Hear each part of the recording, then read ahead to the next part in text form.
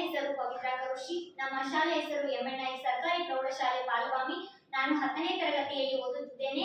ನಮ್ಮ ಮಾರ್ಗದರ್ಶಕ ಶಿಕ್ಷಕರಾದ ಶ್ರೀ ಪ್ರಕಾಶ್ ಕೂಡ್ಲಿಗಿ ಸರ್ ಅವರು ಇಂದು ನಾವು ಚರ್ಚಿಸುತ್ತಿರುವ ವಿಷಯವೇನೆಂದರೆ ಕ್ವಾಂಟಮ್ ಯುಗದ ಆರಂಭ, ಸವಾಲುಗಳು ಮತ್ತು ಸಾಮರ್ಥ್ಯಗಳು.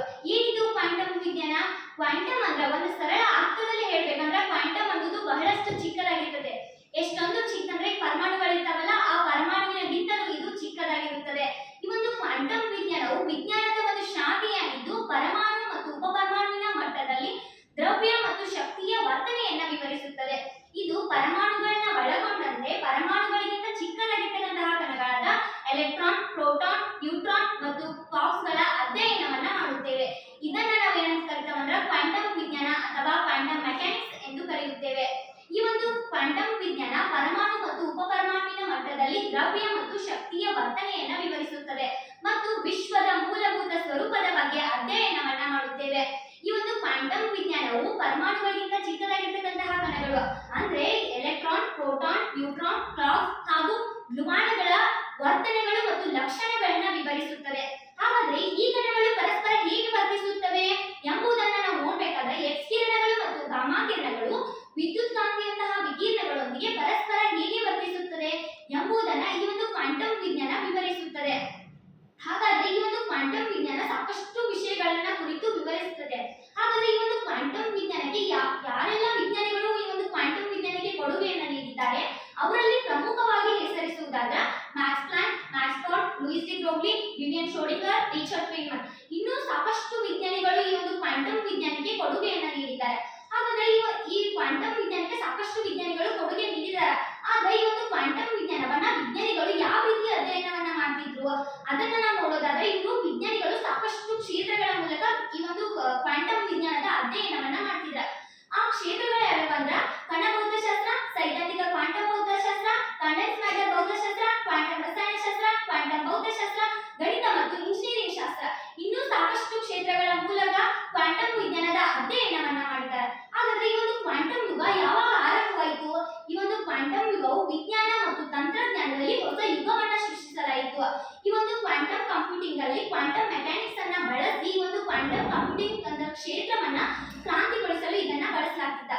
ಈಗ ಸಾಂಪ್ರದಾಯಿಕ ಕಂಪ್ಯೂಟಿಂಗ್ ಯುಗ ಏನಿದೆ, ಈ ಒಂದು ಸಾಂಪ್ರದಾಯಿಕ ಕಂಪ್ಯೂಟಿಂಗ್ ಯುಗವು 20ನೇ ಶತಮಾನವನ್ನ ಪರಿವರ್ತಿಸಿದಂತೆಯೇ ಈ ಒಂದು ಕ್ವಾಂಟಮ್ ಕಂಪ್ಯೂಟರ್ಗಳು 21ನೇ ಶತಮಾನವನ್ನ ಮರು ವ್ಯಾಖ್ಯಾನಿಸಲು ಸಜ್ಜಾಗಿದೆ. ಹಾಗಾದ್ರೆ ಈ ಒಂದು ಕ್ವಾಂಟಮ್ ಯುಗ ಅಂದ್ರೆ ಏನು? ಕ್ವಾಂಟಮ್ ಯುಗ ಅಂದ್ರೆ ಕ್ವಾಂಟಮ್ ಯುಗವು ಕ್ವಾಂಟಮ್ ತಂತ್ರಜ್ಞಾನ, ಕ್ವಾಂಟಮ್ ಕಮ್ಯುನಿಕೇಶನ್, ಕ್ವಾಂಟಮ್ ಸಂವಹನ, ಕ್ವಾಂಟಮ್ ಸೆನ್ಸಿಂಗ್ ಇನ್ನು ಹಲವಾರು ಸಿದ್ಧಾಂತಗಳು ಪ್ರಯೋಗಾಲಯಗಳಲ್ಲಿ ಪ್ರಯೋಗಗಳಿಂದ ದೊರೆತ ಪ್ರಾಯೋಗಿಕ ಫಲಿತಾಂಶವನ್ನ ದೊಡ್ಡ ಪ್ರಮಾಣದಲ್ಲಿ ಬಳಸುವಂತೆ ಮುನ್ನಡೆಯುವ ಅವಧಿಯನ್ನ ನಾವೇನು ಕರಿತಾವನ್ನ ಕ್ವಾಂಟಮ್ ಯುಗ ಅಂತ ಹೇಳಿ ಕರಿತಾವ. ಹಾಗಾದ್ರೆ ಈ ಒಂದು ಕ್ವಾಂಟಮ್ ಯುಗ ಯಾವ್ಯಾವ ಸಾಮರ್ಥ್ಯಗಳು ಮತ್ತು ಯಾವ್ಯಾವ ಸವಾಲುಗಳನ್ನ ಹೊಂದಿವೆ? ಈಗ ಆರೋಗ್ಯದಿಂದ ಶಕ್ತಿ, ಶಕ್ತಿಯಿಂದ ಪರಿಸರ ಇಂತಹ ಎಲ್ಲಾ ಮುಗ್ಗಟ್ಟುಗಳ ಬಗ್ಗೆ ನಾವು ಯೋಚಿಸಿದಾಗ ಫೋಟೋನಿಕ್ಸ್ ಎಂಬುದು ಅತ್ಯುತ್ತಮ ಗುಣಮಟ್ಟದ ಸಾಮರ್ಥ್ಯದಿಂದ ಕೂಡಿದೆ ಎಂದು ಹೇಳಬಹುದು. ಹಾಗಾಗಿ ಫೋಟೋನಿಕ್ಸ್ ಎಂಬುದು ಏನು? ಈ ಫೋಟೋನಿಕ್ಸ್ ಸೌರಕೋಶಗಳನ್ನ ಅಭಿವೃದ್ಧಿಪಡಿಸುವ ಮುಂಚೂಣಿಯಲ್ಲಿದೆ. ಈಗ ಫೋಟೋನಿಕ್ಸ್ ಯಾವ ರೀತಿ ನಾವು ಸೌರಕೋಶಗಳನ್ನ ಅಭಿವೃದ್ಧಿಪಡಿಸ್ತವಲ್ಲ ಎಂಬುದನ್ನ ಫೋಟೋನಿಕ್ಸ್ ಅವಲಂಬಿತವಾಗಿರುತ್ತದೆ. ಹಾಗಾದ್ರೆ ನಾವು ಭವಿಷ್ಯದಲ್ಲಿ ಪ್ರತಿಯೊಬ್ಬರು ಶುದ್ಧವಾದ ಶಕ್ತಿಯನ್ನ ಕಲ್ಪಿಸಿಕೊಳ್ಳಬೇಕಾದರೆ ಅದಕ್ಕಿರುವ ಹಿಂದಿನ ಕಾರಣವೇ ಕ್ವಾಂಟಮ್ ವಿಜ್ಞಾನವಾಗಿದೆ.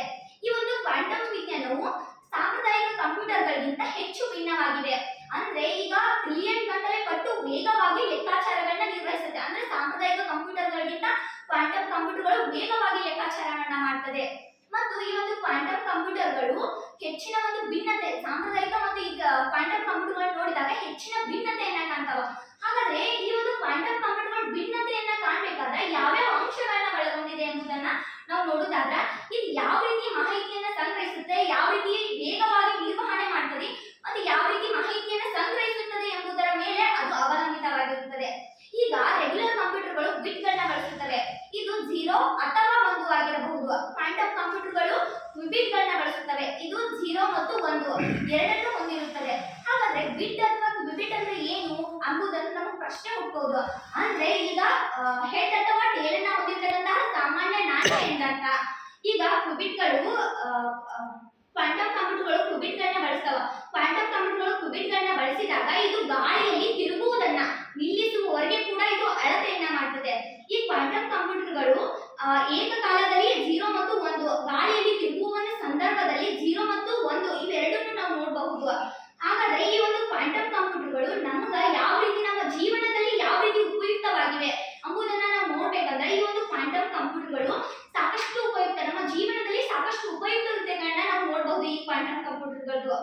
ಈಗ ಪರಮಾಣುವಿನ ಮಟ್ಟದಲ್ಲಿ ಹೊಸ ವಸ್ತುಗಳನ್ನ ವಿನ್ಯಾಸಗೊಳಿಸುವುದಾಗಿರಬಹುದು ಮತ್ತು ಒಂದು ನಿರ್ದಿಷ್ಟ ರೋಗಗಳಿಗೆ ನಿಖರವಾದ ಔಷಧಿಗಳನ್ನ ಕಂಡುಹಿಡಿಯುವುದಾಗಿರಬಹುದು ಮತ್ತು ನಮ್ಮ DNA ಆಧಾರಿತ ವೈಯಕ್ತೀಕರಿಸಿದ ಯೋಚಿತ ಚಿಕಿತ್ಸೆಗಳನ್ನ ಅಭಿವೃದ್ಧಿಪಡಿಸುವಲ್ಲಿ ಇನ್ನೂ ಸಾಕಷ್ಟು ನಮ್ಮ ಜೀವನಕ್ಕೆ ಯಾವ್ಯಾವ ಉಪಯೋಗಗಳಾಗಲಿ ಈ ಕ್ವಾಂಟಮ್ ವಿಜ್ಞಾನದಿಂದ ನಾವು ಪಡಿಬಹುದು ಅಂತ ಹೇಳ್ಬಹುದು. ಈಗ ಈ ಒಂದು ಕ್ವಾಂಟಮ್ ವಿಜ್ಞಾನವು ಸಾಕಷ್ಟು ಕ್ಷೇತ್ರಗಳನ್ನ ಪ್ರಭಾವಿಸಬಲ್ಲದು. ಈ ಕ್ವಾಂಟಮ್ ವಿಜ್ಞಾನದ ಕ್ವಾಂಟಮ್ ಕಂಪ್ಯೂಟರ್ ಏನ್ ಶಕ್ತಿ ಇದೆಯಲ್ಲ, ಇದು ವಿಜ್ಞಾನ ಮತ್ತು ಪರಿಸರದಂತಹ ವಿವಿಧ ಕ್ಷೇತ್ರಗಳನ್ನ ಪ್ರಭಾವಿಸಬಲ್ಲದೆ ನಾವು ಹೌದು ಎಂದು ಹೇಳಬಹುದು. ಈಗ ಕ್ವಾಂಟಮ್ ಕಂಪ್ಯೂಟರ್ಗಳು ಹವಾಮಾನ ನಿಯಂತ್ರಣ, ಹಣಕಾಸು ನಿರ್ವಹಣೆ, ಕೃತಕ ಬುದ್ಧಿಮತ್ತೆ ಇನ್ನೂ ಸಾಕಷ್ಟು ಕ್ಷೇತ್ರಗಳನ್ನ ಇದು ಪ್ರಭಾವಿಸಬಲ್ಲದು. ಈಗ ಕ್ವಾಂಟಮ್ ಕೀಯನ್ನ ಬಳಸಿ ಸಂವಹನವನ್ನ ಸೈದ್ಧಾಂತಿಕ ಹ್ಯಾಕ್ ಮಾಡಬಹುದು, ಡಾಟಾ ವರ್ಗಾವಣೆಯನ್ನ ಖಚಿತಪಡಿಸಬಹುದು. ಈಗ ಸರ್ಕಾರ ಇದಿಲ್ಲ ಅದು ಸೂಕ್ಷ್ಮ ಮಾಹಿತಿಯನ್ನ ರಕ್ಷಿಸಿಕೊಳ್ಳಲು ಕೂಡ ಇದನ್ನ ಬಳಸ್ತಾರೆ.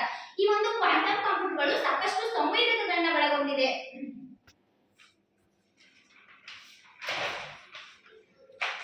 ಇವೆಲ್ಲವೂ ಕೂಡ ಕ್ವಾಂಟಮ್ ಕಂಪ್ಯೂಟರ್ದ ಸಂವೇದಕಗಳಾಗಿವೆ. ಈಗ ಎಲೆಕ್ಟ್ರಾನ್ ಸೂಕ್ಷ್ಮದರ್ಶಕ, ಈ ಒಂದು ಎಲೆಕ್ಟ್ರಾನ್ ಸೂಕ್ಷ್ಮದರ್ಶಕದಲ್ಲಿ ನಾವು ಕ್ವಾಂಟಮ್ ಮೆಕ್ಯಾನಿಕ್ಸ್ ಅನ್ನ ಬಳಸಲಾಗುತ್ತದೆ. ಈ ಒಂದು ಕ್ವಾಂಟಮ್ ಮೆಕ್ಯಾನಿಕ್ಸ್ ಅನ್ನ ಎಲೆಕ್ಟ್ರಾನ್ ಸೂಕ್ಷ್ಮದರ್ಶಕದಲ್ಲಿ ನಾವು ಎದಕ್ಕೆ ಬಳಸಬೇಕಂದ್ರೆ ಈ ಒಂದು ಕ್ವಾಂಟಮ್ ಮೆಕ್ಯಾನಿಕ್ಸ್ ಅನ್ನ ಬಳಸುವುದರಿಂದ ಈ ಒಂದು ವಸ್ತುವಿನ ಸ್ಫಟಿಕ ರಚನೆಯನ್ನ ಪಡಿಬಹುದು ಮತ್ತು ಅದರಲ್ಲಿರ್ತಕ್ಕಂತಹ ಪರಮಾಣುವಿನ ವ್ಯವಸ್ಥೆಯನ್ನ ನಾವು ನೋಡಬಹುದು. ಈಗ ಈ ಲೇಸರ್ಗಳು ವಿಚಿತ್ರವಾದಂತಹ ಚಿತ್ರ ರಚನೆಯನ್ನ ತೋರಿಸ್ತಾ ಇದೆ. ಇದರಲ್ಲಿ ನಾವು ಏನ್ ಬಳಸ್ತೇವೆ ಅಂದ್ರೆ ಕ್ವಾಂಟಮ್ ಮೆಕ್ಯಾನಿಕ್ಸ್ ಅನ್ನ ಬಳಸ್ತೇವೆ. ಆದ್ದರಿಂದ ಈ ಹಲವಾರು ಚಿತ್ರಗಳನ್ನ ತೋರಿಸ್ತಾ ಇದೆ. ಈ ಒಂದು ಕ್ವಾಂಟಮ್ ಮೆಕ್ಯಾನಿಕ್ಸ್ ಅನ್ನ ಯೂಸ್ ಮಾಡಿಕೊಂಡು ಲೇಸರ್ಗಳು ಈಗ ಅಭಿವೃದ್ಧಿಯನ್ನ ಹೊಂದಿವೆ.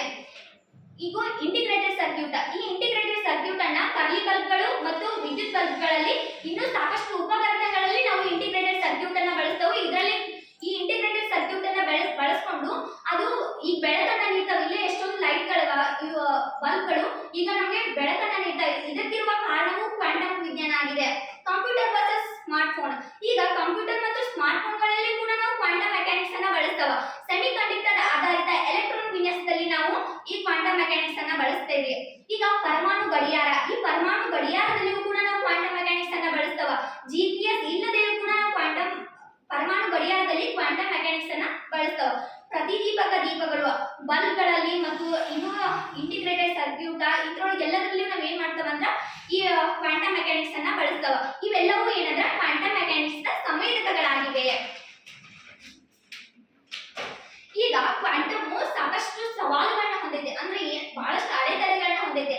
ಈ ಒಂದು ಕ್ವಾಂಟಮ್ ಮೆಕ್ಯಾನಿಕ್ಸ್ ಪ್ರತಿಭಾ ಕೊರತೆ ಮತ್ತು ತಾಂತ್ರಿಕ ಅಡೆತಡೆಗಳು ಅಂತ ಹೇಳಿ ಇನ್ನೂ ಸಾಕಷ್ಟು ಸವಾಲುಗಳು ಬರ್ತಾವ. ಈಗ ಪ್ರತಿಭಾ ಕೊರತೆ ಅಂತ ಈಗೇನ ಒಂದು ಕ್ವಾಂಟಮ್ ನಾವು ಬಳಸ್ತಾ ಇರ್ತಾವ ಅಲ್ಲಿ ಕ್ವಿಬಿಟ್ಗಳ ದುರ್ಬಲತೆ. ಈಗ ನಾವು ಕ್ವಿಬಿಟ್ಗಳನ್ನ ಬಳಸ್ತೇವ, ಅವು ಬಹಳ ಸಾಫ್ಟ್ ಆಗಿರ್ತಾವ, ಮೃದುವಾಗಿರ್ತಾವ ಮತ್ತು ಬಹಳಷ್ಟು ಸೂಕ್ಷ್ಮವಾಗಿರ್ತಾವ ಈ ಕ್ವಾಂಟಮ್ ಕ್ವಿಬಿಟ್ಗಳು.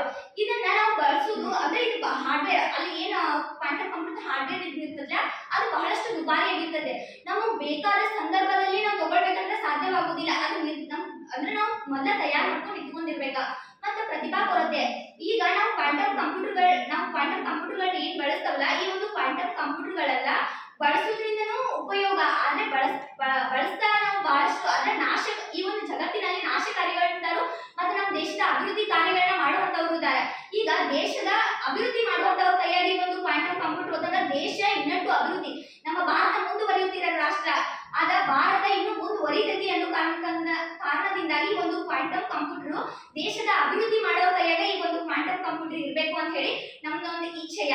ಮತ್ತೆ ಇದು ನಾಶಕಾರಿಗಳ ಕೈಯಾಗ ಕೊಟ್ರ ಇದು ನಮ್ಮ ಭಾರತ ಮುಂದುವರಿಯುತ್ತಿರುವ ರಾಷ್ಟ್ರ ಇಲ್ಲ, ಒಂದ್ ವೇಳೆ ನಾಶಕಾರಿಗಳ ಕೈಯಾಗ ಕೊಟ್ಟು ಅಂದ್ರೆ ಈ ಒಂದು ಭಾರತ ದೇಶ ಹಿಂದುಳಿತೈತಿ.